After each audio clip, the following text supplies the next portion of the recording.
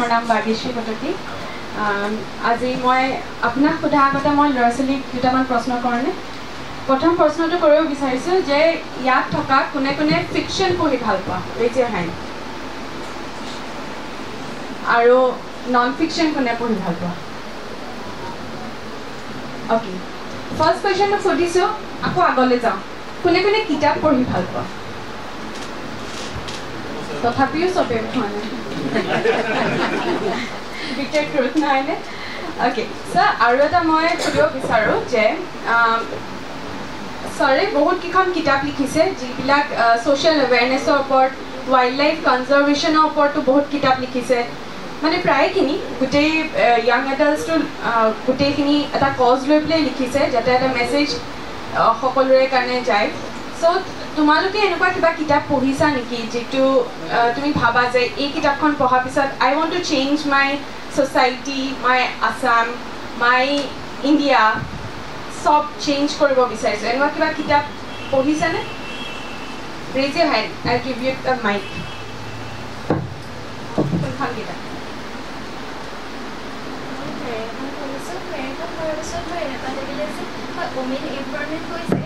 কিন্তু মানে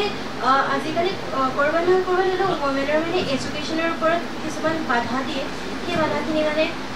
মই ভাবোঁ যে সেই বাধাখিনি থাকিব নালাগে এজন ৱমেনক সম্পূৰ্ণ ফ্ৰীডম দিব লাগে যি কৰিব মন যায় সেই কৰিব দিব লাগে বিশেষকৈ এডুকেশ্যনৰ ওপৰত যোনখিনি বাধা দিছে সেইখিনি উঠাই দিব লাগে মেৰেংখন কৰাৰ পিছত মই মানে সেইটোৱে অনুভৱ কৰিছোঁ থেংক ইউ ভেৰি মাছ আৰু কোনোবা কিবা চেঞ্জ আনিব বিচাৰিছে কিবা কিতাপ পঢ়ি আছেনে আচ্ছা চ' থেংক ইউ ষ্টুডেণ্টছ এতিয়া মই যাব বিচাৰোঁ ছাৰৰ খুব এখন ফেমাছ কিতাপ কাজিৰঙা ট্ৰেইল সেই কিতাপখনৰ আঁৰত থকা কাহিনীটো জানিব বিচাৰোঁ মানে আপুনি কেনেকৈ আৰম্ভ কৰিলে কেনেকৈ আপুনি পাব্লিছাৰক এপ্ৰ'চ কৰিলে অকণমান সেই বিষয়ে কওকচোন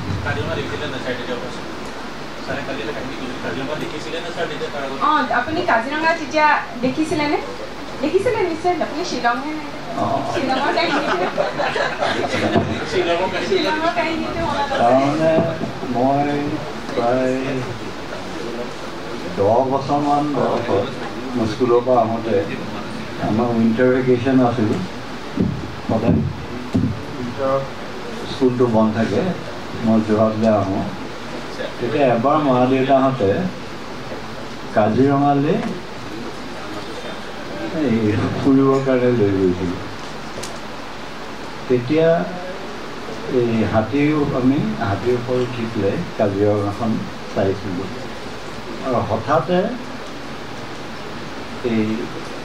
গড় এটাৰ মৃতদেহ পালোঁ সেইটো একদম শিশুকালৰ দেই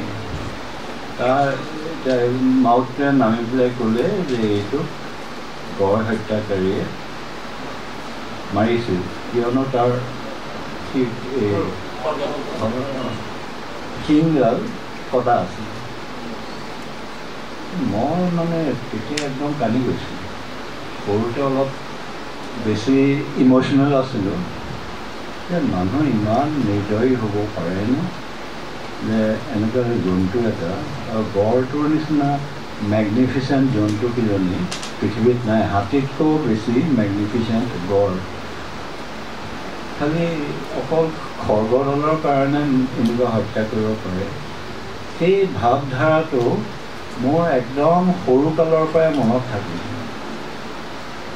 এতিয়া JB কলেজত চাকৰি কৰি থাকোঁতে মইতো পাব্লিছাৰলৈ পঠিয়াই আছোঁ চব এটা যায় নাহে উই ৰিগ্ৰেট উই কেনট পাব্লিছ তেতিয়া মোৰ মানে লিখকৰো লাগ লাগে কিছুমান ক্ষেত্ৰত হঠাতে আমাৰ জনমভূমিত সৰু এডভাৰটাইজ এটা পালোঁ যে এই চিলড্ৰেন্স বুক ছ'চাইটি বোলা শংকৰৰ অনুষ্ঠানটোৱে চিলড্ৰেন্স বুক ছ'চাইটিয়ে এখন কম্পিটিশ্যন পাইছে ইণ্টাৰনেশ্যনেল কম্পিটিশ্যন তেওঁলোকে বিচাৰিছে 13 to 15 এজ গ্ৰুপৰ ল'ৰা ছোৱালীৰ কাৰণে বিষয়বস্তু থকা মেনুস্ক্ৰিপ্ট মই তেতিয়া এই কাজিৰঙা ট্ৰেইলখন লিখি পেলাই মই সেই কম্পিটিশ্যনলৈ পঠিয়াই পেলাই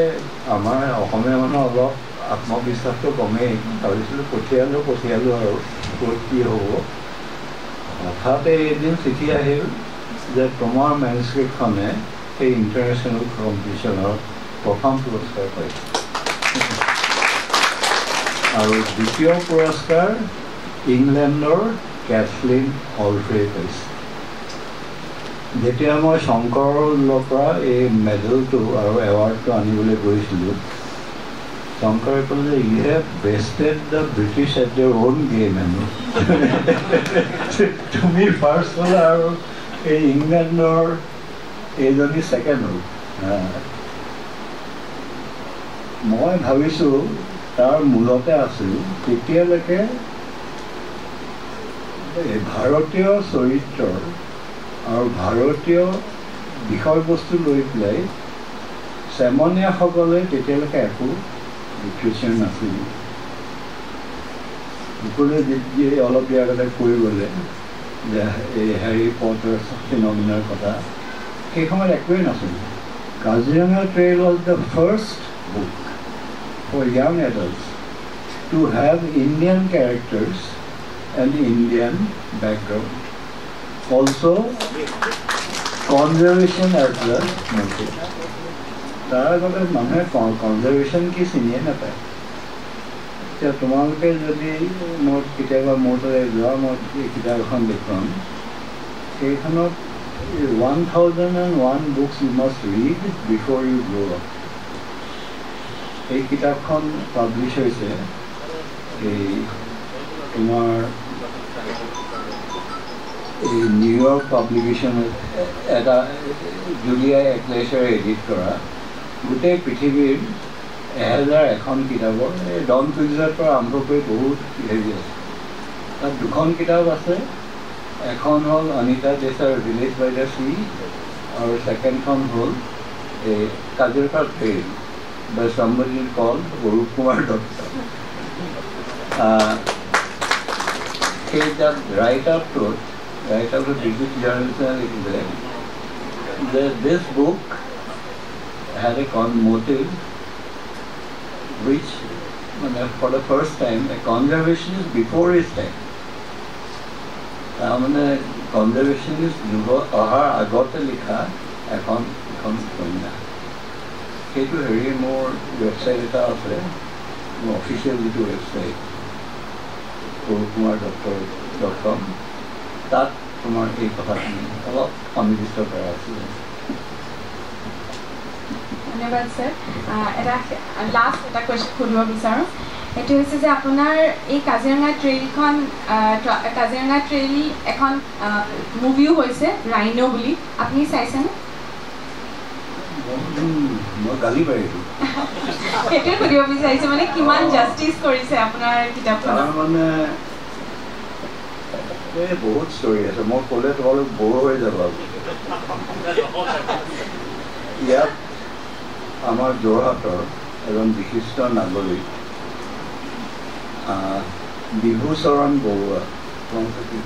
তেখেতৰ ছোৱালী জিতা বৰুৱা বহি আছে লনিদা বুলি মাতো আমি লনিদা ভূপেন হাজৰিকাৰ মানে একদম নলে গলে লগা চ' এবাৰ ভূপেন হাজৰিকা এই ঘৰলৈ আহিছিল লনিদা মোৰ তালৈ গ'ল গৈ পেলাই লনিদাই ক'লে যে এনেকৈ ভূপেন দা আহিছে তোমাৰ লগত কথা পাতিব খুজিছে মোক লৈ গ'ল তেওঁলোকৰ ঘৰলৈ তৰাজনৰ ঘৰলৈ মই ভূপেন দাক ক'লোঁ কি ভূপেন দা কি লাগে আপোনাক ক'লে যে এনেকৈ মই গম পাইছোঁ যে চিলড্ৰেনছ ফিল্ম ছ'চাইটিয়ে কাজিৰঙা ট্ৰেইলখন তাহাঁতে চিনেমা কৰিব সেইকাৰণে মই তোমাৰ পৰা ফিল্ম ৰাইজটো এতিয়াই লৈ থ'ব খুজিছোঁ যাতে মানে আল্টিমেটলি এছাইনমেণ্টটো মোক দিয়ে মই 5,000 টকা দি পেলাই মই ফিল্ম ৰাইজটো দিলোঁ ভূপেন দাক এই লনিদাহঁতৰ ঘৰতে চাইন কৰি পেলাই তেওঁ গৈ পেলাই তেওঁ ক্লেইমটো কৰি থাকে ইতিমধ্যে ইহঁতে মোৰ লগত যোগাযোগ কৰিলে ফিল্ম ৰাইজৰ কাৰণে মই ক'লোঁ যে I relate to doctor Bhupen Hazarika and I prefer that the film be made by an Assamese director, either Bhupen Hazarika নহ'লে ভৱেন পাৰি তাহাঁতে মোক একো উত্তৰ নিদিয়ে চালাক মানে হেৰি আমাৰ অসমৰ ওলাই গ'লে তোমালোকে পৃথিৱীখন কেনেকুৱা চালাক তোমালোকে বুজি পাবা তাহাঁতে সেই সময়ত এই অমল পালেকাৰ বোলা এজন চেয়াৰপাৰ্চন আছিল চিলড্ৰেনছ ছ'চাইটি মানে কি কৰিলে গোটেই সেইটাৰ it is a big budget film for that time তাহাঁতে গৈ পেলাই এই ঋষিকেশ মুখাৰ্জীৰ আণ্ডাৰষ্টাডি এজন সুশান্ত শংকৰ বুলি তেওঁক দিলে আৰু আমাৰ ভূপেন হাজৰিকাৰ নিচিনা ষ্টেচাৰ থকা বা ভৱেন শইকীয়াৰ আমাৰ অসমীয়া হেৰিত নিদিলে মোৰ জাষ্টিফিকেশ্যন আছিলে দে উড ডু মোৰ চিং টু আৰু আমাৰ ঠাইটুকুৰাক বেছি জাষ্টিছ কৰিব পাৰিব এই বেটাহঁতে মানে পইচা বচাবৰ কাৰণে চাগে ইহঁত আহিলে হেৰি আহি পেলাই কাজিৰঙা তোমালোকে চবেই কাজিৰঙালৈ গৈ চাই কাজিৰঙাতো একদম মাত হেৰি কেমেৰা প্লেচ কৰিবলৈ জেগা নাই মানস কিন্তু ড্ৰাই ভাব্বাৰ ট্ৰেক ড্ৰাই জোন তাত কেমেৰা চেমেৰা সুবিধা বেছি বহুত বেছি ভাল সেইকাৰণে তাহাঁতে গোটেই কাজিৰঙা ট্ৰেইলৰ কাহিনীটো নি পেলাই মানস পালে আৰু মানসৰ গৈ পেলাই কাজিৰঙা দেখুৱাই পেলাই মানে মানসৰ ফটো এনিৱে মই অলপ ছুটি কৰি দিওঁ মোৰতো মানে মই চিনেমাখন মোক ইনভলভে কৰা নাই জানে যে লিখকক আনিলে মানে সি অলপ উল্টা পাল্টা কৰিব সেইকাৰণে মোক জনোৱাই নাই চুপচাপ আহি পেলাই এই ভিভু কুমাৰ অলপ হেল্প কৰি দিছিলোঁ গৈ পেলাই শ্বুটিং কৰি গুচি গ'ল তাৰ পাছত মই যেতিয়া এখন প্ৰিমিয়াৰ হৈছে অসমৰ তেতিয়া গৈ পেলাই মই এই উদেশনা চিনেমা হলত মোৰ নিজৰ চিনেমাখন চোৱাৰ সৌভাগ্য হ'ল হোৱাৰ পাছত মই দেখি পেলাই মোৰ মানে উঠিল খং লিখিলোঁ একদম তামাম মানে খঙৰ চিঠি এখন হেৰিতে children's in society what rights you have to take liberties with a book like that. কিয়নো ইতিমধ্যে এই চিনেমাখন এই কটক ইণ্টাৰনেশ্যনেল চিলড্ৰেনছ ফেষ্টিভেলত ইণ্ডিয়ান এণ্ট্ৰি আছে মোৰ পৰা বহুত চিঠি আহিছে এজনী ছোৱালীয়ে লিখিছে যে poachers kill rhino for money, the director of this film has killed the book for money. কিতাপখন মাৰি পেলালে লাকিলি মোৰ সেই সময়ত ইয়াৰ টাৰ্ম শেষ হয় এইটো নামটো কি অমল পালেকাৰ জয়া বচ্চন আৰু জয়া বচ্চন যে মানে হেৰি আৰু মানে এক্সট্ৰিমলি চেঞ্চিটিভ লেডি আৰু বেলেগ ধৰণৰ মাইকী তেওঁ মোৰ চিঠনটো পঢ়ি পেলাই মোলৈ উত্তৰ দিওঁ যে আমি বৰ দুখিত আৰু তুমি একদম সঁচা কথা কৈছা কিন্তু তোমাৰ দৃষ্টিৰে হেৰি কৰি পেলাই উই আৰ ভেৰি চৰি ইতিমধ্যে ভূপেন দাইখন তাত ঠেকা খালে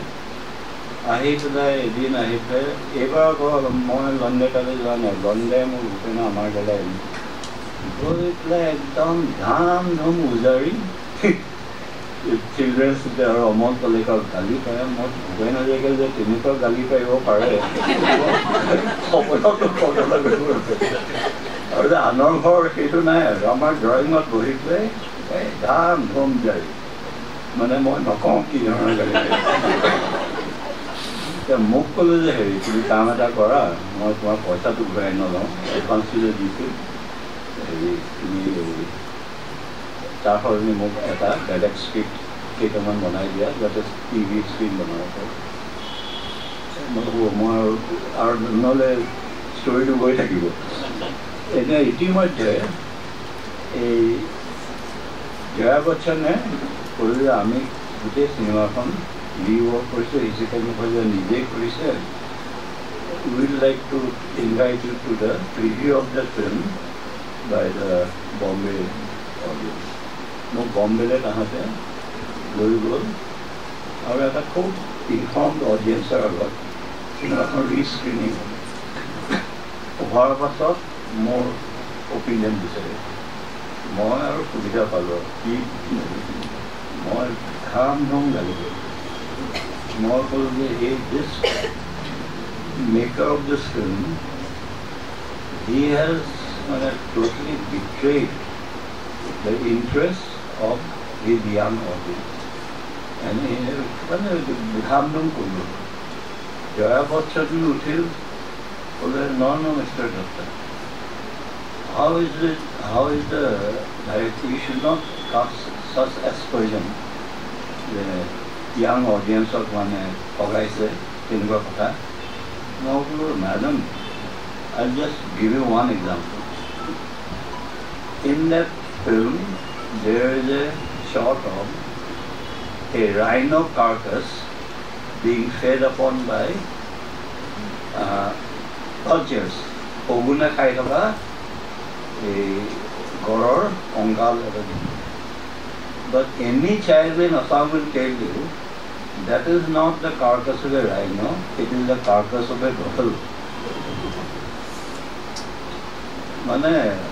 audience hai, kyun tahata mother rivalry thake to audience half support nahi. Ek bar gora unda, ni goror carcass ka nirikhoy like buffalo carcass dekhoy. You are trying to pass it off just because some vultures are there in the nearby. Anyway. Ultimately, I was very dissatisfied with the cinematic production of the film.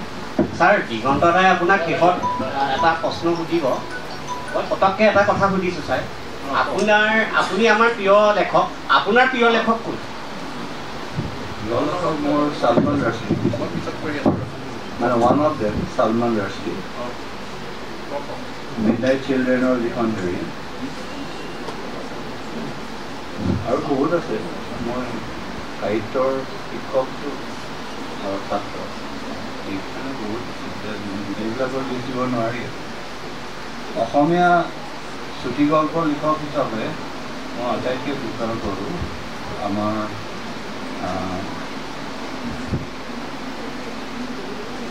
অলপতে মই lecture এটা দিছিলোঁ তেখেত সৌৰভ কুমাৰ চেতিয়াই চুটি গল্প sir আজি আমাৰ অনুষ্ঠানৰ প্ৰায় শেষ পৰ্যায়লৈ আহিছে ছাত্ৰ ছাত্ৰীসকলে ইতিমধ্যে ছাৰৰ লিখা মেলা সম্পৰ্কত যথেষ্টখিনি আপোনাৰ পৰা জানিলে কিন্তু তেখেতসকলে নজনা দুটামান কথা আপোনাৰ জীৱনত আছে আৰু যিটো মোক সকলোতকৈ আচৰিত কৰে নজনা দুটামান কথা মই আচৰিত কৰা কথাটো পাছত ক'ম প্ৰথম কথাটো হ'ল যে ছাৰ কিজনী একমাত্ৰ অসমীয়া সাহিত্যিক যাৰ কিতাপ অসমীয়ালৈ অনুবাদ হৈছে জেনেৰেলি বেলেগ ভাষালৈ অনুবাদ হয় কিন্তু ছাৰৰ কিতাপ অসমীয়ালৈ অনুবাদ বেলেগে কৰিছে এইটো এটা আনৰ ক্ষেত্ৰত নঘটা ঘটনা এটা তেনেদৰে ছাৰৰ কিতাপ জাপানত ডিবেট ৰিটাৰ্ণ হিচাপে চলে আমাৰ ইয়াত কিন্তু আমি চৰকাৰক ক'বলৈ ছাৰক কোৱা হৈছে এতিয়া কিন্তু জাপানত ছাৰৰ কিতাপ চলে আৰু যি কি নহওক মোক সকলোতকৈ আচৰিত কৰে ছাৰৰ কথা এটাই যিটো তোমালোকৰ কাৰণেও আমাৰ ছাত্ৰ ছাত্ৰীসকলৰ কাৰণেও দৰকাৰী যে আমি সাধাৰণতে এটা কেৰিয়াৰ লৈ পেলাই আমাৰ গোটেই জীৱনটোক আমি খেদি ফুৰোঁ আমাৰ কেৰিয়াৰটো যি ক্ষেত্ৰত সপোনবোৰ আমি কম্প্ৰমাইজ কৰোঁ কিন্তু ছাৰে এনেকুৱা এজন লেখক যি নিজৰ এটা ছিকিউৰ কেৰিয়াৰ জে বি কলেজৰ শিক্ষক আছিলে সেই কেৰিয়াৰটো এৰি পেলাই ছাৰ লিখিবলৈ গুচি গ'ল কি সাহসত ছাৰে এনে এটা ডিচিশ্যন ল'লে বা সেই ডিচিশ্যনটোৰ কাৰণে আজি আপুনি কেনেকৈ ভাবে যে ভাল কৰিলে নে বেয়া কৰিলে বা নতুন ছাত্ৰ ছাত্ৰীসকলকো সপোন সম্পৰ্কত আৰু কেৰিয়াৰৰ মাজত যিটো হৈ যায় কনফ্লিক্ট থাকে সেই সম্পৰ্কত আপুনি কিবা ক'ব নিছে এইটো কষ্ট কৰিবলৈ মই যে কৈছিলোঁ আত্মবিশ্বাস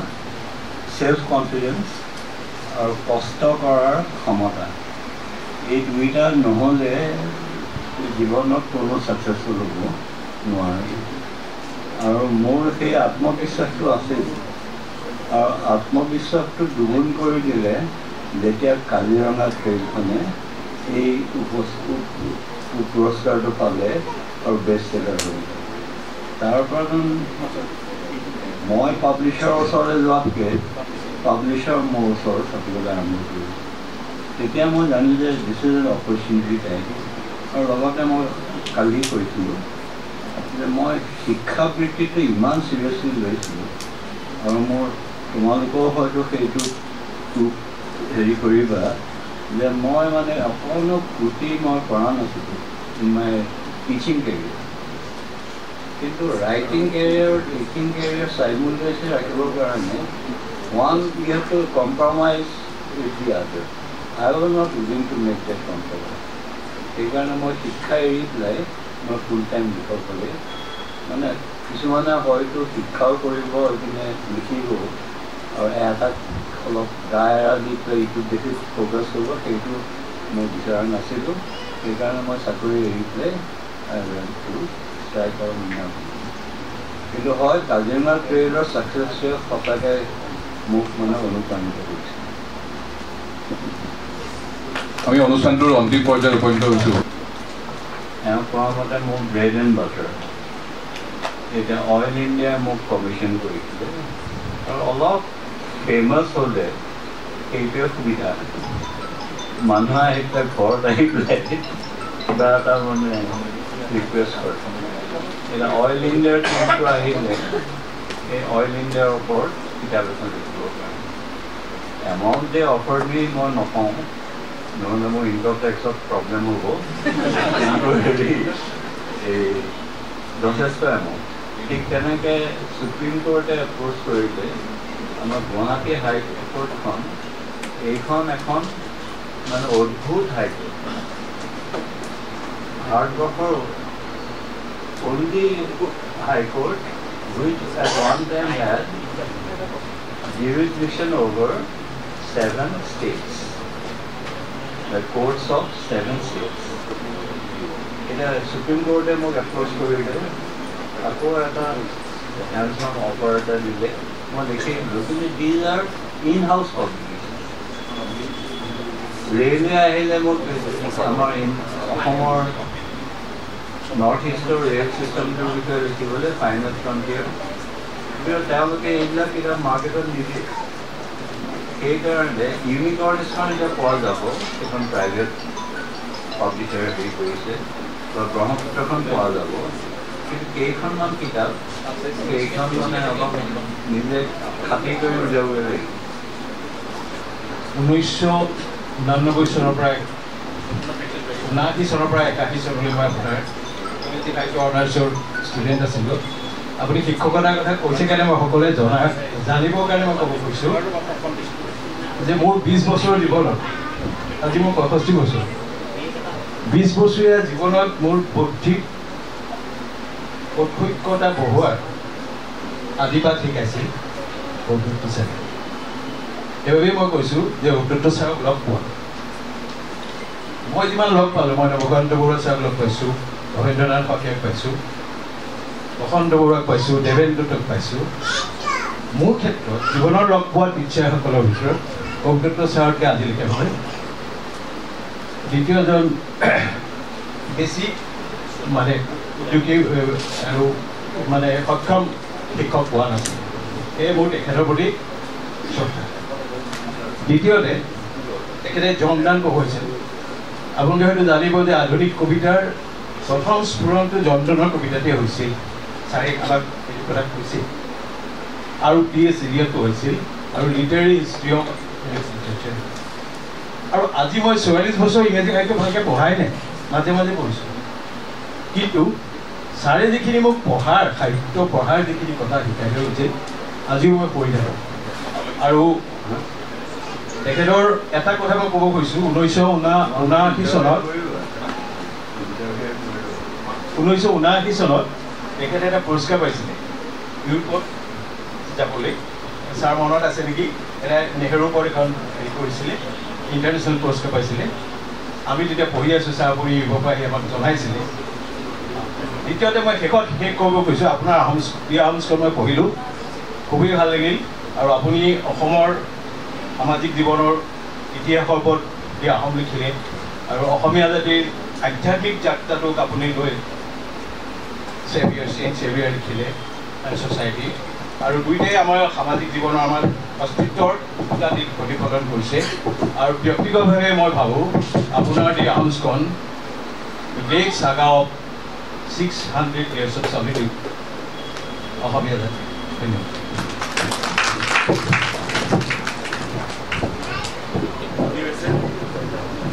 নমস্কাৰ ছাৰ, মোৰ নাম ঋতুস্মিতা নেওগ। মই যোৰহাট একাডেমী জ্যেষ্ঠ মাধ্যমিক বিদ্যালয়ৰ অসমীয়া বিভাগৰ এগৰাকী শিক্ষয়িত্ৰী। মই আজি শিক্ষকতা বৃত্তিৰে জড়িত এজন ব্যক্তি হিচাপে মই এটা অভাৱ অনুভৱ কৰিছোঁ যে শ্ৰেণীকোঠাত আপোনাৰ দৰে এজন ব্যক্তিৰ বিষয়ে আমি ছাত্ৰ ছাত্ৰীক পাঠদান কৰিবলৈ নোপোৱাটো আমাৰ দুৰ্ভাগ্য। আমি অসমৰ বাহিৰৰ বহুত সংখ্যক মানুহৰ বিষয়ে পঢ়ুৱাইছোঁ। আনকি বিহাৰৰ এজন ব্যক্তি পিপলান্ত্ৰী নামৰ গাঁওখনত তেওঁ গছ ৰুই পেলাই এটা আন্দোলনৰ সৃষ্টি কৰিছিলে, তেওঁলোকৰ বিষয়ে পঢ়ুৱাইছোঁ। অৰুণিমা সিনহাৰ বিষয়ে পঢ়ুৱাইছোঁ। কিন্তু আমি অসমীয়া আমাৰ ল'ৰা ছোৱালীবিলাকক আপোনাৰ বিষয়ে জনাবলৈ পোৱা নাই। গতিকে আমি আশা কৰিছোঁ যে ইয়াতো যথেষ্ট জনা শুনা গুণীজ্ঞানী ব্যক্তি আছে, তেওঁলোকেও পদক্ষেপ লওক। আমি অনাগত দিনত আপোনাৰ বিষয়ে এটা পাঠ যাতে শ্ৰেণীকোঠাত ছাত্ৰ ছাত্ৰীক পঢ়ুৱাবলৈ পাওঁ, সেয়া মোৰ এটা বিশেষ অনুৰোধ। আৰু ছাৰ, মই এটা কথা আপোনাক সুধিব বিচাৰিছোঁ যে বৰ্তমান সময়ত ছ'চিয়েল মিডিয়াৰ সাহিত্য খুব প্ৰচাৰ হৈ আছে। এৰাতিতে মানুহ সাহিত্যিক হৈ যায়, এৰাতিতে এখন গ্ৰন্থ লিখি দিয়ে আৰু ছিজন ফ্লাৱাৰৰ দৰে আহে তেওঁলোক। যেনেকৈ ছিজন ফ্লাৱাৰ বছৰত এটা মাহত ফুলে, ঠিক তেনেদৰে এৰাতিতে তেওঁলোক গ্ৰন্থ লিখি তেওঁলোক এটা বেলেগ এটা পৰ্যায় পাই যায়। আপুনি হয়তো ছ'চিয়েল মিডিয়াৰ সৈতে ইমান বেছি জড়িত নহয় বাবে আপুনি দেখিছেনে নেদেখিছে নাজানো, এতিয়া নতুন বহুত তেনেকুৱা সাহিত্যিকৰ সৃষ্টি হৈছে। গতিকে সেই ছ'চিয়েল মিডিয়াৰ এৰাতিতে জন্ম হোৱা সাহিত্যিকসকলে আমাৰ অসমীয়া সাহিত্যত কেনেকুৱা ধৰণৰ প্ৰভাৱ আপুনি পেলাব পাৰে বুলি আপুনি ভাবে, বা তেনেকুৱা ধৰণৰ সাহিত্যিকে কি প্ৰভাৱ পেলাব আমাৰ সমাজখনত, সেইখিনি অকণমান আপুনি জনাওকচোন। সেইটো এতিয়া মই ক'ব নোৱাৰিম। তুমি ঠিকেই কৈছিলা, মই তুমি বুলিয়ে মাতিছোঁ। এইটো তোমাৰ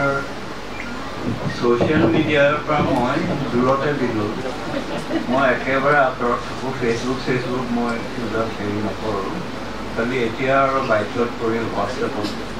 ইউজ কৰিব লাগে। কিন্তু এই ফুটুকাৰ ফেন বুলি আমি যে কওঁ, এদিন পাবত উঠা লিখকবিলাক তেওঁলোকে একদম ফুটুকাৰ ফেন। কিন্তু তেওঁলোকে নিজেও উপলব্ধি কৰিব। এজন লিখক হ'বলৈ হ'লে, প্ৰকাশিত লিখক হ'বলৈ হ'লে বহুত বছৰৰ কষ্ট সাধনা কৰাৰ প্ৰয়োজন। সেইকাৰণে মই নাভাবোঁ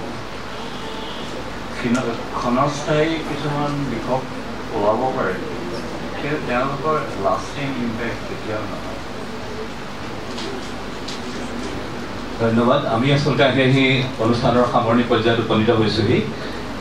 যিজন ব্যক্তিক দ্য হিন্দু কাকতত শিশু সাহিত্যিক শ্ৰীগুণ শ্ৰীবাস্তৱে ভাৰতৰ এনি ব্ৰাইটন বুলি অভিহিত কৰিছিল। আমি সামৰণি সময়ত কেৱল যুৱ কিশোৰ আজি যিসকল উপস্থিত আছে তেখেতসকলক ছাৰৰ এটা কথা ক'ব বিচাৰিছোঁ। ছাৰে যেতিয়া the boy who became king উপন্যাসখন লিখিছিলে শিশুৰ বাবে, ছাৰে কৈছিলে যে সেইটো ধাৰাত ছাৰৰ লেখা সেইখনেই শেষ উপন্যাস হ'ব, কিয়নো আজিৰ শিশুসকল হেৰি পটাৰৰ দৰে উপন্যাসৰ প্ৰতিহে অধিক আগ্ৰহী। ছাৰে সেই ধাৰাটোত সেইখন শেষ উপন্যাস হ'ব বুলি কৈছিল। আমি বিচাৰিম ছাৰে সেই মনোভাৱটো ছাৰে সলনি কৰক। শিশু কিশোৰৰ কাৰণে ছাৰে উৎকৃষ্ট সাহিত্য, লাগিলে দ্য বয় হু বিকাম কিঙৰ নিচিনাই হওক বা ৰিভেঞ্জৰ নিচিনাই হওক, স্নেকৰ নিচিনাই হওক, ছাৰে আৰু অধিক সাহিত্যৰে সমৃদ্ধিশালী কৰক। অসমীয়া সমাজখনক ছাৰে বিশ্বমুখী কৰাৰ যি নিৰৱচ্ছিন্ন প্ৰয়াস, সেয়াত ছাৰে সৰ্বতোপ্ৰকাৰে সফল হওক। আমি ছাৰৰ শৰত কামনা কৰিছোঁ, সুস্বাস্থ্যৰে দীৰ্ঘায়ু হওক। আৰু এই অনুষ্ঠানটো সামৰণি কৰিবৰ বাবে আমি এই যোৰহাট নাগৰিক মঞ্চৰ সভাপতি হেমন্ত কলিতা দাদাক মঞ্চত বিচাৰিছোঁ। ছাৰে সামৰণি মাৰিব, হেমন্ত কলিতা দাদাই সামৰণি কৰিব। ধন্যবাদ।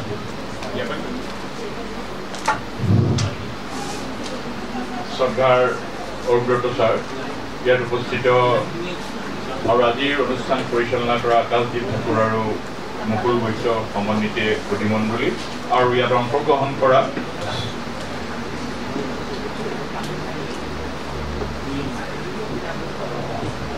আমাৰ ছাত্ৰ ছাত্ৰীসকলে ছাৰক কিবা অকণ মৰম জনাব খুজিছে, সম্ভাষণ জনাব খুজিছে। কেন্দ্ৰগুৰি জাতীয় বিদ্যালয়ৰ তৰফৰ পৰা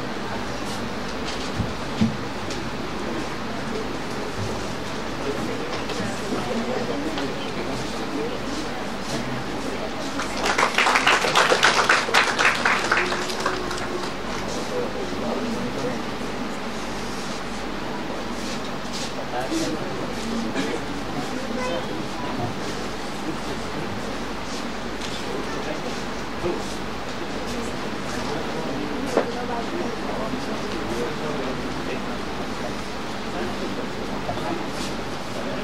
আমাৰ যোৰহাটে কালি আৰু আজি দুটা অনুষ্ঠান আয়োজন কৰি অসমৰ জাতীয় জীৱনৰ জাতীয় সম্পদসমূহক লৈ যি ধৰণেৰে ৰাষ্ট্ৰীয় আন্তঃৰাষ্ট্ৰীয় পৰ্যায়ত চিনাকি কৰি দিলে সৌদ্ৰত্ব ছাৰক আমি ৰাজহুৱা সম্বৰ্ধনা আমি জনালোঁ। আৰু আজি এই নিৰ্দিষ্ট কেইখনমান বিদ্যালয়ৰ ছাত্ৰ ছাত্ৰীসকলৰ মাজত আমাৰ জাতীয় সম্পদগৰাকীক আমি মুকলিকৈ তেখেতসকলৰ লগত বাৰ্তালাপ কৰাৰ আমি এটা প্ৰয়াস কৰিম। বিশ্বজিৎ শইকীয়াৰ এটা কথাত মোৰ এটা ধাৰণা হ'ল যে আমি আমাৰ সম্পদবিলাক আছে আৰু এই সম্পদবিলাকক লৈ অৰূপ দত্তই বহুখিনি কিতাপ লিখিলে, কিন্তু আমাৰ সম্পদ আৰু আমাৰ জাতীয় জীৱনৰ এইগৰাকী লেখকৰ কিতাপবিলাক আমি পঢ়িবলৈ নাপাওঁ। এই প্ৰশ্নটো আমাৰ বহুতৰ মনত উদয় হৈছে, কিন্তু আমি কি উপায় কৰিম? কাৰণ অৰূপ দত্ত ছাৰেতো আমাক আহি পেলাই প্ৰকাশকৰ যোগেদি ঘৰে ঘৰে কিতাপখিনিটো দিয়াব নোৱাৰে। মই ভাবোঁ যে অসমত থকা যিকেইটা বিশেষভাৱে ৰাষ্ট্ৰীয়কৰণ কৰা উদ্যোগ আছে, যেনে অইল ইণ্ডিয়া, NRLA বোলক, এওঁবিলাকৰ বহুখিনি CSR ফাণ্ড থাকে। আৰু মই দেখিছোঁ যে বহুত CSR ফাণ্ডৰ যি ধৰণেৰে খৰচ কৰে তাৰ প্ৰকৃত কিন্তু খৰচবিলাক নহয়। অসমৰ এইগৰাকী জাতীয় লেখক বুলিয়ে কৈছোঁ, যিগৰাকীয়ে লেখকে অসমৰ এনেকুৱা এটা বিষয় এতিয়ালৈকে চুবলৈ বাকী থকা নাই যিটো কথাত তেখেতে লিখা নাই। গতিকে মই অসম চৰকাৰ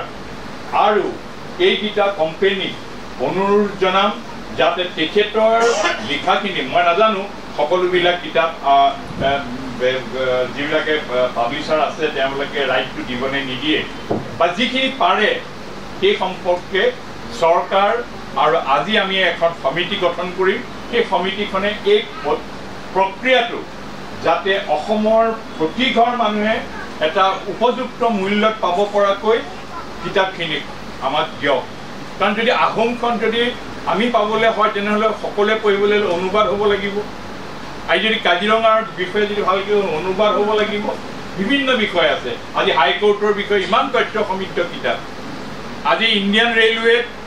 কেনেকৈ কি হৈছে সেইখিনি কথা সেই কিতাপখনত যি ধৰণে লিখনি আছে কোনো সাহিত্যত বা কোনো ধৰণে সেইদৰে লিখিব পৰাকৈ নাই। কিন্তু আমিতো আজি এইবিলাকৰ পৰা বঞ্চিত হৈ আছোঁ।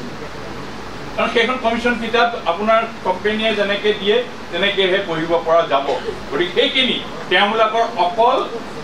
লিখাটোৱেই দায়িত্ব নহয়, লিখাখিনি অসমৰ মানুহক, ভাৰতবৰ্ষৰ মানুহক সহজ উপলব্ধ কৰি দিয়াটো এটা কৰ্তব্য বুলি ভাবোঁ। আৰু আমি এই কামটো কৰিবৰ বাবে আমি আমাৰ যোৰহাটৰ তৰফৰ পৰা আমি এখন 11জনীয়া সমিতি আমি তৈয়াৰ কৰিম। সেইখনে অইলে হওক, SBI হওক বা যাৰে হওক, সেই কামখিনিৰ যোগেদি যিটো CSR ফাণ্ডৰ বুলি কোৱা যায় সেইখিনিৰ যোগেদি যাতে আৰু চৰকাৰৰো এইটো দায়িত্ব হওক। কাইলৈ আমি ডাঙৰ ডাঙৰ হৰফেৰে কিবা এটা হৈ যোৱাৰ পিছত আমি শ্ৰদ্ধাঞ্জলি জনাই পেলাই কিবা এটা কৰাতকৈ তেখেতৰ জীৱিত অৱস্থাত তেখেতক এই কামখিনি কৰা ভাল। আজি যদি নীলমণি ফুকনক মই নিজেও এইখিনি কথা কৈছিলোঁ চৰকাৰক যে জীয়াই থকা অৱস্থাত তেখেতক কিছু সুবিধা দি পেলাই তেখেতৰ আৰু লিখনি আমি ল'ব লাগে।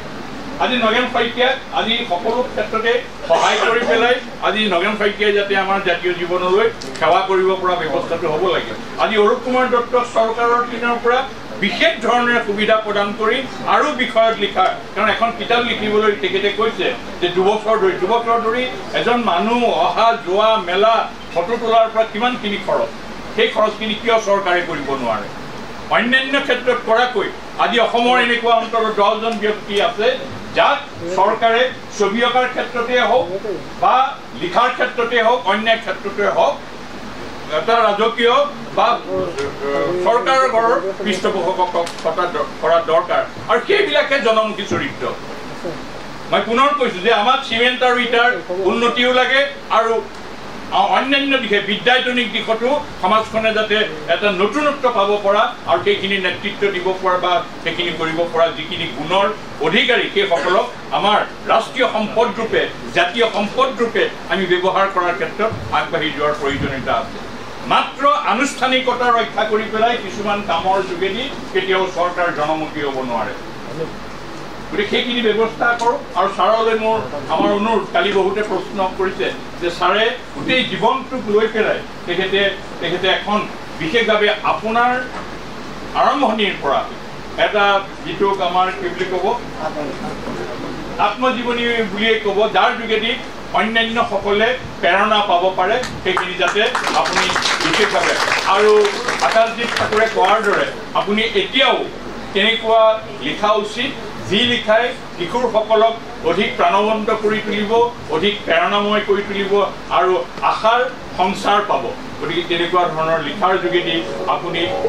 যাতে আমাৰ জাতীয় জীৱনলৈ আৰু অধিক সেৱা আগবঢ়ক এই কামনাৰে সৈতে মই পুনৰ কৈছোঁ যে CSR ফাণ্ডৰ কথাটো যাতে সকলে যিসকলে পাৰে এটা বিশেষ গুৰুত্ব দিবলৈ এইটো 2 লাখ 3 লাখ টকাৰ কথা নহয় সেইটো কোটি টকাৰ কথা আমাক সম্পদ নালাগে আমাক কিতাপ কিখন লাগে তোৰ পৰাই আমি এই প্ৰেৰণা লওঁ আহক এই কামনাৰে সৈতে আজি এই দুইটা অনুষ্ঠানতে সকলোৱে সহযোগ কৰাৰ বাবে বিশেষকৈ মাত্ৰ 4টা দিনৰ আহ্বানতে ছাত্ৰ ছাত্ৰীসকলে এই সহযোগ কৰাৰ বাবে আৰু বিদ্যালয় কৰ্তৃপক্ষখিনিয়ে যিসকল বিদ্যালয়ে আমাক এইখিনি সহযোগিতা কৰিলে তেখেতসকললৈ আন্তৰিক ধন্যবাদ জনালোঁ মই পুনৰ কওঁ যে সকলোৰে সমন্বিত প্ৰচেষ্টা আমি সমাজ জীৱনত এটা নতুন দিন আমি পাবৰ বাবে অৰূপ দত্তৰ ছাৰৰ জন্মদিনটোৰ পৰাই আমি খোজ দিওঁ আহক এই কামনাৰে সৈতে সকলোলৈকে আন্তৰিক শ্ৰদ্ধা জনাই মোৰ ক'বলগীয়াখিনি সামৰিছোঁ ধন্যবাদ